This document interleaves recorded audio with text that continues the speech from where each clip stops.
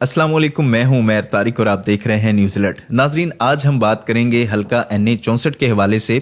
जहां पर तमाम नज़रें लगी हुई हैं और यहां पर सालिक हुसैन का गुजरात से डेब्यू होने जा रहा है। साथ ही परवेज़ इलाही की भी PP 32 में एंट्री हुई है। तो सबसे पहले PP 32 के हवाले से बात कर लेते हैं और परवेज़ इलाही के हवाले से बात कर लेते हैं कि सुप्रीम कोर्ट की जानिब से उन्हें इलेक्शन लड़ने की इजाज़त तो दे दी गई, उसके बाद उन्हें इंतखाबी निशान इलेक्शन कमीशन की जानिब से गदा गाड़ी का दिया गया और ये एतराज लेकर पाकिस्तान तहरीक इंसाफ के सदर जो हैं परवेज़ इलाही, उनके वकला गुज़िश्ता रोज़ लाहौर हाई कोर्ट में पहुंचे और वहां पर इस हवाले से समाअत भी हुई और परवेज़ इलाही चाहते हैं कि उन्हें मोर का इंतखाबी निशान अलॉट किया जाए। इसके ऊपर गुज़िश्ता रोज़ भी समाअत हुई। आज दोबारा इलेक्शन कमीशन अपना मौक़िफ़ लाहौर हाई कोर्ट के सामने रखेगा, तो आज या आइंदा चंद दिनों में इस बात का भी फैसला हो जाएगा कि परवेज़ इलाही को मोर का इंतखाबी निशान मिलेगा या वो गदा गाड़ी के इंतखाबी निशान के ऊपर ही कॉन्टेस्ट करेंगे। अब बेसिकली ये मोर की कहानी ये है, या परवेज़ इलाही मोर का इंतखाबी निशान इसलिए भी लेना चाहते हैं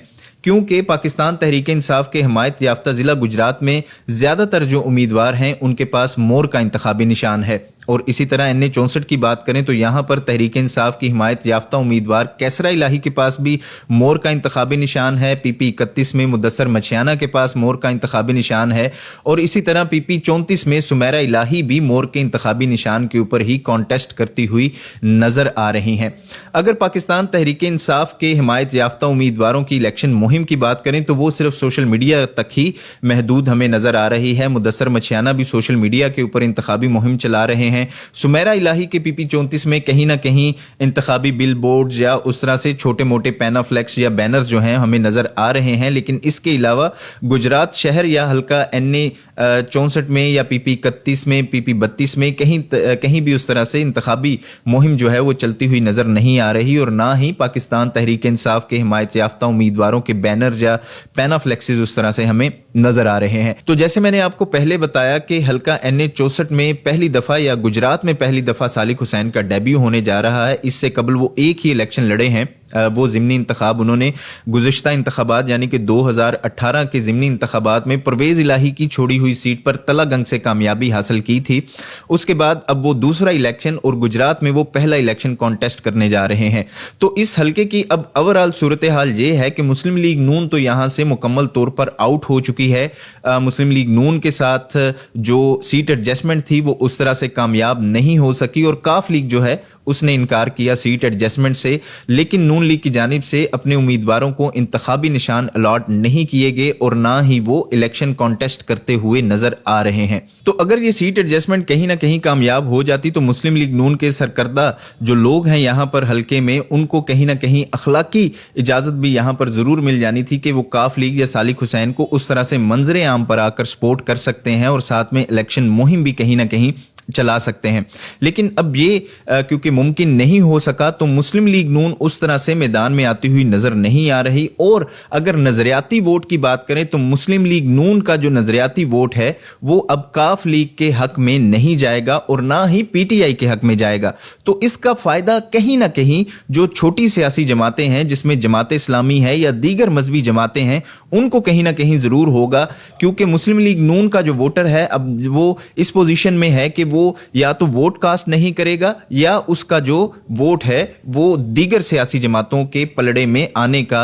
इस वक्त कभी इम्कान है जिनमें मजहबी सियासी जमातों का नाम सरे फहरिस्त है। अगर PTI मैदान में आती है और PTI का वोटर बाहर निकलता है और वोट कास्ट करता है तो फिर कहीं ना कहीं सालिक हुसैन को जो है वो PTI का मुकाबला जरूर करना पड़ेगा। लेकिन अभी तक मैदान में सिर्फ PTI के अलावा और कोई बड़ी जमात सालिक हुसैन के मुकाबले में नजर नहीं आ रही। अब सालिक हुसैन की बात करें तो सालिक हुसैन की जो गुजरात में एंट्री हो रही है, सालिक हुसैन बड़ी नपी तुली बात करते हैं और ख़ास तौर पर अपने वालिद की लेगेसी को आगे लेके चल रहे हैं। और उन्होंने जो हालिया इंतखाबी मुहिम चलाई उनमें भी वो ज़्यादातर इसी बात के ऊपर ज़ोर देते हुए नज़र आए कि वो माल बनाने की सियासत नहीं कर रहे, मुनाफकत की सियासत नहीं कर रहे और वो अवाम को डिलीवर करने की सियासत कर रहे हैं और अवाम की खिदमत के लिए सियासी मैदान में आए हैं। तो सालिक हुसैन के लिए इस वक्त मैदान में जो है वो काफ़ी ज़्यादा कड़ा मुकाबला है, और क्योंकि वो पहली दफ़ा इंतखाबी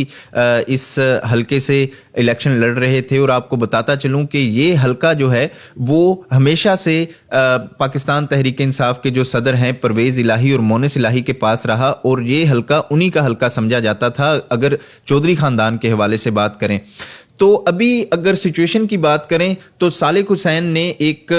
जो है वो बहुत बड़ा कदम भी उठाया है, इसको सियासी कदम भी कह सकते हैं, क्योंकि वो पहला इलेक्शन लड़ने जा रहे थे, और उस जिस तरह से उन्होंने नून लीग के साथ सीट एडजस्टमेंट से इनकार किया, तो ये आप इसमें कह सकते हैं कि कहीं ना कहीं बहादुरी वाला स्टेप जरूर था, क्योंकि इस वक्त में बैक स्टेप पे आना और पहला इलेक्शन था उनका, और ये मैंने जैसे आपको बताया कि ये हल्का ज़्यादातर इसमें पीटीआई का भी वोट है, और इसमें सियासत भी जो है वो हमेशा से परवेज़ इलाही और उनके बेटे मोनिस इलाही ने ही की थी। तो इस हल्के में इलेक्शन लड़ना और साथ में नून लीग के साथ ना चलना, और उसमें फिर ये मौक़िफ़ इख्तियार करना कि नून लीग ने उस तरह से उनके साथ जो कमिटमेंट की थी वो पूरी नहीं की, और वो असूलों की सियासत पर मैदान में आए हैं, और इसी असूली बात को मद्देनजर रखते हुए वो बैक स्टेप पर आए हैं। तो ये सालिक हुसैन को कहीं ना कहीं मुश्किलात का सामना करना पड़ सकता है, जो कि नून लीग के साथ उन्होंने सीट एडजस्टमेंट से इनकार किया, और साथ में पीटीआई भी उस तरह से मैदान में सामने आ रही है, और आइंदा चंद दिनों में ये फैसला हो जाएगा कि परवेज़ इलाही खुल के मैदान में सामने आते हैं या नहीं आते। इसके अलावा अगर पीपल्स पार्टी की बात कर लें तो पीपल्स पार्टी ने भी यहाँ से एक नए चेहरे को इंट्रोड्यूस करवाया है। मुबीन अरशद के नाम से खातून उम्मीदवार हैं जो पहली दफ़ा पीपल्स पार्टी की टिकट पर इस हल्के से इलेक्शन लड़ेंगी और सालिक हुसैन के खिलाफ इलेक्शन लड़ेंगी, लेकिन